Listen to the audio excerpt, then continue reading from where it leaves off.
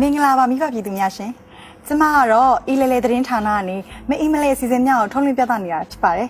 ယခုတင်ပြမယ့်အစီအစဉ်ကတော့နေပူတော်နေပြည်တော်ကဝင်ကြီးအမှုရဲ့နဲ့အင်တာဗျူးမယ့်အစီအစဉ်လေးဖြစ်ပါတယ်ရှင်ယခုဆိုရင်ဝင်ကြီးကကြွလာပြီဖြစ်ပါတယ်ရှင်တွေ့ရတာဝမ်းသာပါတယ်ဘိုးချုပ်ကြီးရှင်ဘာဘိုးချုပ်ကြီးလဲဘာဘိုးချုပ်ကြီးလဲတေချာကြီးယူနီဖောင်းချိန်ထားတယ်ကျမလည်းလေတိုက်ပုံနဲ့ပစိုးနဲ့ခေါင်းမောင်းနဲ့ဆိုတော့လူနည်းနည်းမှားသွားလို့ခေါ်ရမှာဘယ်လိုခေါ်မှမသိဘူးဒီခက်ကအမတ်ခက်နော်အဲ့တော့မင်းသတင်းစာမဖတ်တာဘူးလားမဖတ်ဘူးလားဟုတ်ကျမဒီရက်ပိုင်းမှာသတင်းစာမဖတ်မိဘူးရှင်အမတ်ခက်ဆိုတော့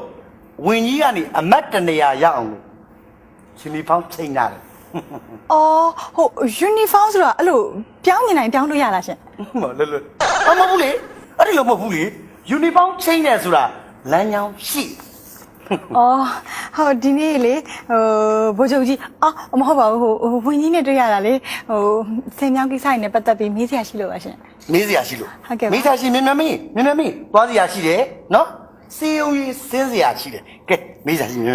ဟုတ်ကဲ့ပါရှင်အခုဆိုရင်ရေကာတာတွေကစောက်လုပ်နေပြီဖြစ်တယ်အဲ့ရေကာတာတွေရဲ့စောက်ရတဲ့ရွေချက်လေးကိုသိချင်လို့ပါရှင်ရေကာတာစောက်တယ်ဆိုတဲ့ခါကျတော့လျှက်စီရဘူးလေဟုတ်တယ်မလားလျှက်စီရဘူးဆိုတော့ရေကာတာစောက်တာအဲ့ဒါပါပဲအဲ့လိုရေကာတာစောက်တဲ့ခါကျလို့ရှိရင်တစ်တော်တွေကိုခုတ်ပြရတယ်လို့ကြားပါတယ်ရှင်အဲ့ဒါကရောဟုတ်ပါတယ်တစ်တော်တွေခုတ်တယ်ဆိုပေမဲ့တစ်တော်တွေမရှိပေမဲ့ဟိုကရတယ်လေတစ်ရတယ်လေအဲ့တစ်တီကိုနိုင်ငံသားကိုရောင်းစားလို့ရှိရင်နိုင်ငံသားဝင်ငွေတွေအများကြီးရတာဗောဟုတ်တယ်မလားတစ်တော်တွေခုတ်တယ်ဆိုတာဒါကိစ္စမရှိပါဘူးဒီကိစ္စကဘာလေးပါဟုတ်ကဲ့နောက်တစ်ချက်ကတော့အဲ့ရေကာတာတွေကရေလွတ်တာမျိုးဖွင့်ချတာမျိုးတွေကြောင့်ရေငန်တွေကအစားထုတ်ဝင်လာတယ်အဲ့ဒီအတွက်ကြောင့်မလို့နှုတ်မြေတွေပျက်စီးကုန်တယ်လို့သိရပါတယ်အဲ့ဒါရောနှုံးမြေပျက်စီးပြီးရေတွေဝင်လာတော့ဟုတ်ပါတယ်ဒါပေမဲ့သူကစိုးရုံးမရှိဘူးလျှက်စီရနေတယ်လေလျှက်စီရနေတယ်အဲ့တော့ကျန်တဲ့ဟာတွေကဘာလေးပဲဟုတ်ကဲ့နောက်ပြီးတော့လေအဲ့ရေကာတာတွေစောက်တော့ရေတွေလန်းနိုင်တယ်လို့အဲ့ရေကာတာတွေကိုလွတ်ချလိုက်ပြီဆိုလို့ချင်းလေယာတွေလည်းပျက်စီးကုန်တယ်လို့သိရပါတယ်အဲ့ဒါရောလေယာပျက်စီးတယ်ဟုတ်ကဲ့အဲ့ဒါကိစ္စမရှိဘူးလေယာပြတ်သွားပြီမဲ့လျှက်စီရတယ်လျှက်စီရတော့လေယာပျက်စီးတွေကပျက်စီးတာတွေကပါလေးပဲဟုတ်ကဲ့လေယာတွေပျက်စီးတယ်လို့အနီးနားဝင်းကျင်ကလူတွေလည်းစားဝတ်နေဒုက္ခရောက်တယ်လို့ကြားရတယ်ပြီးတော့အိုးအိမ်တွေပြောင်းရွှေ့ရတဲ့အတွက်အဲ့ဒီအိုးအိမ်တွေပြောင်းရွှေ့ရတဲ့အတွက်ရော်ကြီးလည်းမပေးဘူးလို့ကြားရတယ်အဲ့ဒီကိစ္စတွေကကြတော့စားဝတ်နေမပြေလဲဘူးရော်ကြီးမရဘူးဟုတ်လားအဲ့ဒါတွေကကိစ္စမရှိပါဘူးလျှက်စီကအရေးကြီးတယ်နိုင်ငံခြားဝင်ငွေရဖို့ပဲဟုတ်တယ်မလားတိုက်ပြည်ကအဲ့လောက်တော့အနစ်နာခံရမှာပေါ့ပါလေးပါအဲ့ဒါတွေကပါလေးပါဟုတ်ပါတယ်ရှင်လျှက်စစ်ကအရေးပါတာပေါ့နော်အခုလို့ရေကာတာတွေမြန်မာပြည်တဝန်းလုံးမှာစောင့်နေတဲ့ခါကျတော့မြန်မာပြည်တဝန်းလုံးမှာ24နာရီလုံးမီးထိန်ထိန်လင်းတော့မှာပေါ့နော်ဖြစ်နိုင်ပါတယ်ဒါကဖြစ်နိုင်တယ်ဘာဖြစ်လို့လဲဆိုတော့ကျွန်တော်တရုတ်ပြည်ကနေပြီးတော့မီးစက်တွေအလုံးရင်းနဲ့တင်သိမ်းမလို့ထားပါအဲ့တော့မီးလင်းမှာပါလင်းမှာကျွန်တော်မမနဲ့အဲ့ဒါတွေကပါလေးပါအခုလိုရေကာတာကြီးစောက်တာမြန်မာပြည်တစ်ပြည်လုံးလျှက်စစ်ရဖို့အတွက်မဟုတ်လားရှင် No မဟုတ်ဘူးမြန်မာပြည်လုံးလျှက်စစ်တွေရပြီးမီးထိန်တွေလင်းနေလို့နိုင်ငံခြားဝင်ငွေမရဘူးနိုင်ငံခြားဝင်ငွေရဖို့ဆိုတော့ကျွတ်တို့အခုလျှက်စစ်တွေကိုဈေးစုနဲ့ထိုင်းတို့တရုတ်တို့အိန္ဒိယတို့ကဝယ်ဖို့အလုံးရင်းနဲ့တက်စီပြီးလူရဝင်နေကြပြီအဲ့ဒါမှပတ်ဆိုင်ရမှာအဲ့ဆိုရင်လျှက်စစ်တွေကိုနိုင်ငံသားကိုရောင်းနေလို့မြန်မာပြည်မှာမီးခဏပြတ်နေတာပေါ့နော်မဟုတ်ဘူးမီးပြတ်တာမဟုတ်ဘူးမီးဖြတ်တာဘာဖြစ်လို့ဆိုမြန်မာနိုင်ငံကြီးမီးလင်းနေလို့ရှိရင်ကျတို့တရုတ်ပြည်ကတွင်းထားတဲ့မီးစက်အင်ဗာတာဘက်ထရီကိုဘယ်လိုရောင်းရမှာတော့မီးလင်းနေတာတွေဘယ်လိုရောင်းရမှာတော့အဲ့တော့ပေါ့ပေါ်ကြီးတို့ကျတို့က သူကျိုးကိုကျိုးကြည့်တဲ့အနေနဲ့သူတို့စေတနာနဲ့မြန်မာနိုင်ငံမီဖြတ်ပြီးထားတာအဲ့ဒါမှဗတ်ရိုးတွေရောင်းရမှာကျွန်တော်မတက်နဲ့ကျွန်တော်ပါလေးပါလေးပါအော်ဟိုဒါနဲ့လေဟိုတရုတ်တို့ထိုင်းတို့အိန္ဒိယတို့ကသူတို့နိုင်ငံမှာဘာလို့ရေကားတာမဆောက်ဖ ೇನೆ ကျမတို့မြန်မာပြည်မှာဘာလို့လာဆောက်တာလဲဒါကသူတို့နိုင်ငံမှာဆောက်လို့မဖြစ်ဘူးသူတို့နိုင်ငံမှာအဲ့ဒါတွေဆောက်လိုက်ရင်နံပါတ်1တေတော်တွေပျက်စီးမယ်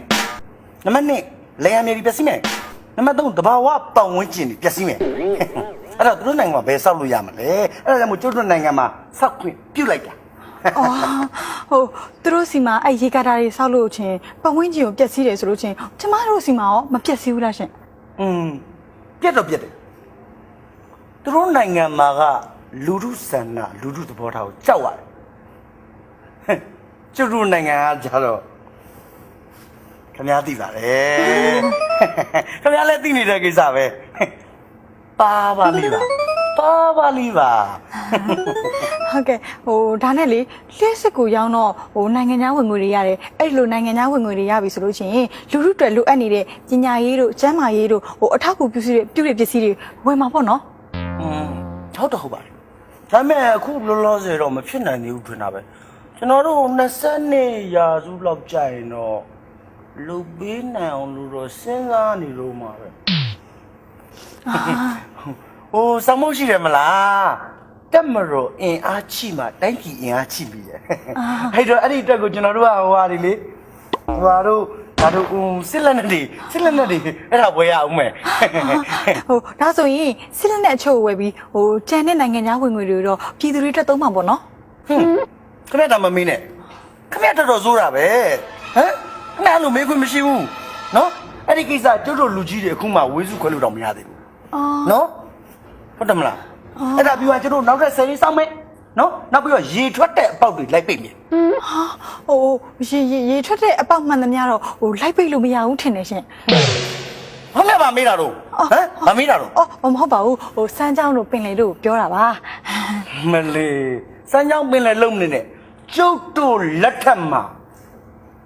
ပိတ်လို့မရဘူးဆိုတာမရှိစေရဘူး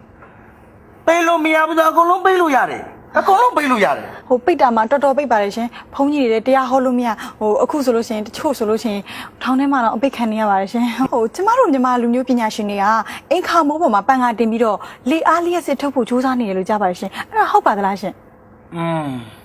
ဟုတ်ပါတယ်ဟုတ်ကဲ့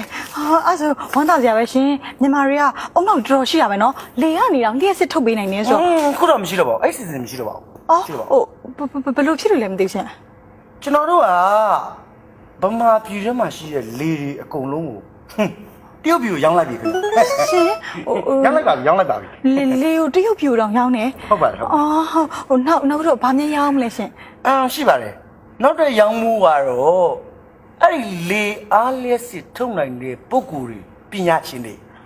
သူတို့တွေကရောင်းဖို့အစီအစဉ်ရှိပါတယ်ဘာလို့မှတိုင်းပြည်ကမျက်စိနောက်တယ်ဟိုကလောက်ဒီဟာလုံးနဲ့ဒီကောင်ကြီးစွတ်ဆက်လုံးနေရမျက်စိဘလောက်တော့တာသူတို့အကုန်ရောင်းပြီးရောဘာမှပဓာတ်နဲ့အဲ့ကောင်တွေလို့ရှုပ်တယ်ဟုတ်ကဲ့တိပါရှင်တော်တဲ့သူတွေတော်တော်များများနိုင်ငံသားမှနဲ့ဟိုထောင်ထဲမှာပဲရောက်နေပါတယ်ရှင်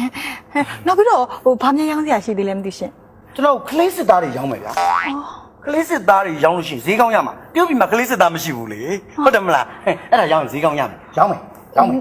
နောက်ထပ်ရောဘာမြင်ရောင်းစရာကြံသေးလဲမသိဘူးရှင်နောက်ထပ်ပထဝီတေဇောအာဘောဝါရောဟုတ်တယ်တက်ကြီးလေးပါရောင်းမယ်ဘာဖြစ်လို့ရောင်းမလဲတရုတ်ပြည်မှာကွန်ဖူလက်ထဲအငွေ့ထွက်တယ်လေငွေ့တွေပါစရက်ထွက်ကြလားအဲ့လိုတက်ကြီးလေးပါလို့ရောင်းလိုက်မယ်ဒီကောင်းရတယ်ပေါ့ပေါ့ယူအကုန်ရောင်းမယ်နောက်ထပ်ကျွန်တော်ရောင်းစရာမရှိတော့ဘာဖြစ်လို့လဲဆိုတော့တရုတ်ပြည်ကိုကျွန်တော်ကအရန်ရောင်းလုံးအားကြီးလို့ကျုပ်တို့နိုင်ငံတော်နာမည်ပြောင်းထားတယ်ဘယ်လိုပြောင်းလဲဒီလားဘယ်လိုပြောင်းထားလဲရှင်တရုတ်ပြည်သူသမရမြန်မာနိုင်ငံတော်ရှင်